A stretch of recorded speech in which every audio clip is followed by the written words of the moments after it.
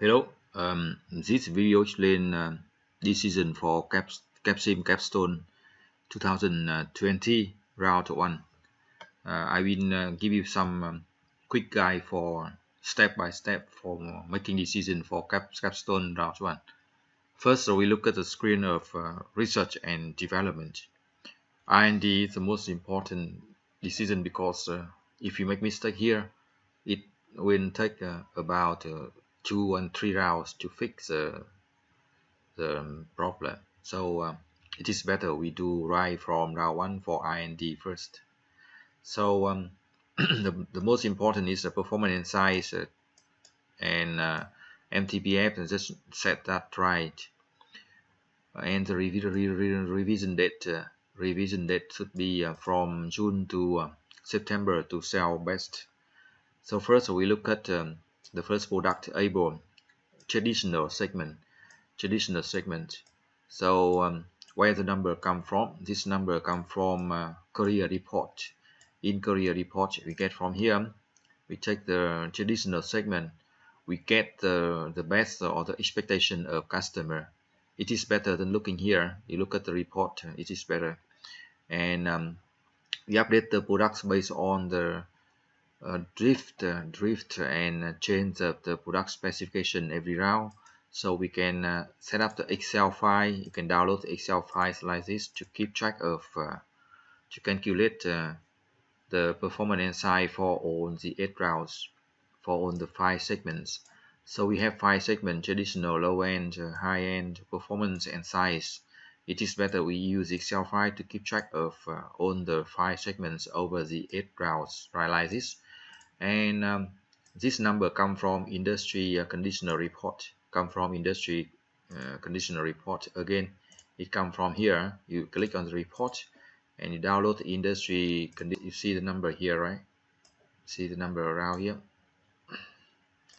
and then you also see the ideal spot adjustment for the ideal spot, and also the drift of each round here.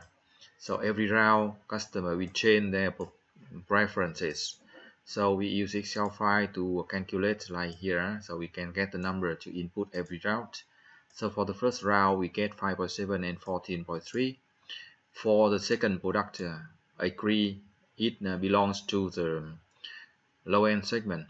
Low end segment requires the 8 of 7 to sell best, so we don't update agree every round. We update one time in round 3 and one time in round 7 to keep the 8 around 7. So this product can sell best.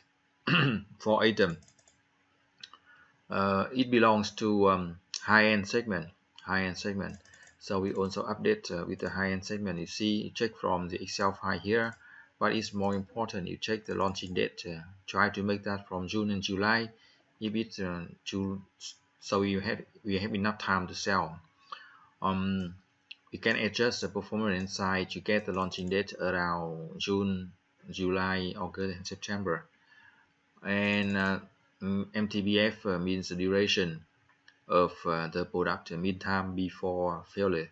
So it's 23,000 for high-end product.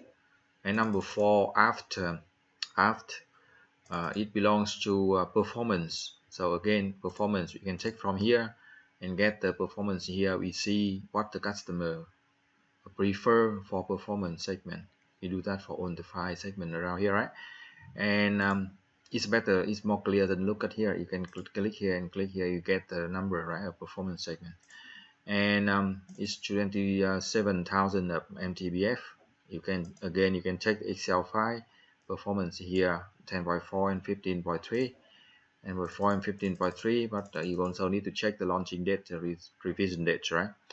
And the last product is a gap belongs to size segment, and performance 4.5 and size 9.8, and MTBF or duration of the product 20,000.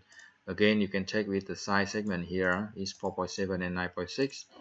Again, we need to adjust a little bit to make the launching date here. If you put that 5.7 and 9.6, it takes nearly a year for the new product to develop. So we adjust to 4.5 and 9.8. So the product will be launched in October, maybe in September after adjustment, right? And important here, we add or we developed is R&D, right?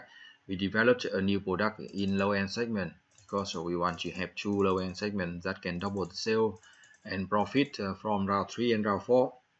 So we put here 4.5 and 15.5 and 14,000. This number also come from the again come from here low-end segment and industry condition report. You can use the Excel file here to make the calculation faster, right? We put that with the spec performance inside of round 4. So this product will not need to be updated every round. Sorry. So let's continue with the marketing decision. Don't just use a number. It's better you understand the processes and then you can apply the number of your game. Sometimes it's the same as the number here, sometimes it's different, right? So this is the screen of marketing. The screen of marketing advance the decision. Sometimes the professor set the system with advanced marketing like this. Sometimes it's more simple. For advanced marketing, we have two button here for pricing and also for promotion and budget. For this screen, it's advanced marketing. We get price here, and also we need to calculate the sales forecast. Where the number price come from? Again, price come from here. Career report. You get 5 segments here, right? Traditional, low end, high end, performance, and size. And then you can get the price, and we reduce by 50 cents. We reduce by 50 cents to make the product more competitive than the product of customer in terms of the price. Again, we can use Excel file to keep track of the price for 8 rounds. Basically, every round we reduce the products by 50 cents to make the product more competitive. And also we come to promotion and sales, right? We have 5 products here, 5 products in 5 segments, and also one more product in new segment. It's low end. This round is not ready to produce, so we do not promote, right? We leave that for next round. And we use a budget around 1,000, so we put the number here. You can adjust if you like, but the total budget for promotion is 1,500, and we increase that every round. This one we can adjust to 400, for example, because we like to sell more in low end segment. But this maximum is 300, right? And for sale budget, we also keep that around 1,200. So we use like this. You can adjust the number if you like, but keep the total around 1,200 for this round number 1. And next round might be 1,400. Next round might be 1,600 and 2,000, until it gets 100% of customer awareness and customer accessibility. We can reduce that back to 1,400. Okay. We don't spend too much in the first round, because in that case we can sell better, but we get very low net profit. And now we come back with the sale forecast. We need to calculate the sale forecast based on the unit we sold from last round. So we look at this, we get the unit we sold from last round.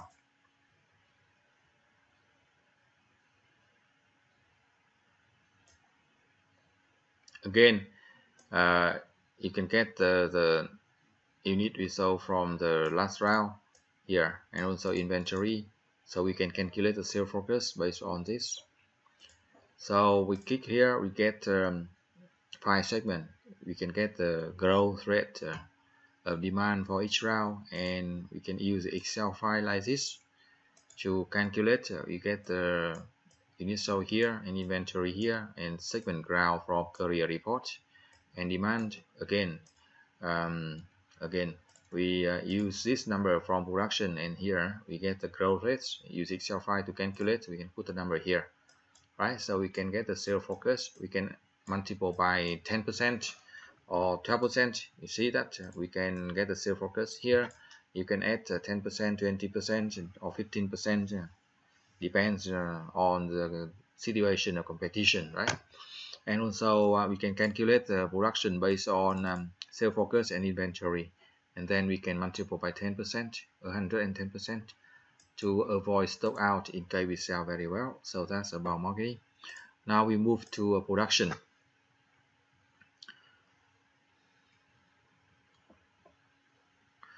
For production, we have the production plan here, come from the last Excel file. Again, Excel file here, you get the sale sold unit from last round, so we can calculate sale forecast, and also we can calculate production. And we input production here for 5 product of round 1, and here's the production capacity, here's the automation. We can increase automation for the first 2 products, traditional to 5 and low end to 6.5, and also we don't need that much capacity of production for able, so we sell that capacity, keep that around 100. And also for low end, we add 2 more 200 because this product is produced from apply 85% of the second shift production. The most effective cost production may be around 150% of the production capacity, so we add capacity here. For high-end product, we also don't need that high capacity, so we reduce, we sell 300, and then we add new capacity for the new low-end product, and also set production automation to 5. So in this production, we put production plan, we increase automation, we adjust the capacity to be most effective, and we add new capacity for the new product and set automation for the new product. We also keep track of allow the maximum investment here, right? Maximum investment, we invested 23 million, right? And for human resources, this round we don't have to make decision, next round maybe, right? And for finance is the last, but also very important, because we need to get enough fund for investment. This is long-term strategy game with 8 rounds, so we need to invest in round 1 to 3 for new product development, production expansion, increase capacity, increase in human resource training, and total quality management, if any. And then we can get very high sale and profit on round from 4 to 8. So this is round 1, we get max investment from stock itself here, and also long-term loan from here, and also we can get some current debt to make sure we have enough cash investment for the operation, right? And also avoid the emergency loan. And we can see the performer or estimated result for round 1. We get to very good sales and some good contribution, and only some net profit, but don't worry about net profit, because after round 1 to 3 for investment, from round 4 we can get very high sale and profit, because it's a long-term strategy game with 8 rounds. Okay, so that's overview of round 1 decision, and how to use the industry condition report, how to check the career report every round to get the number for the calculation. Okay, thank you, good luck and success.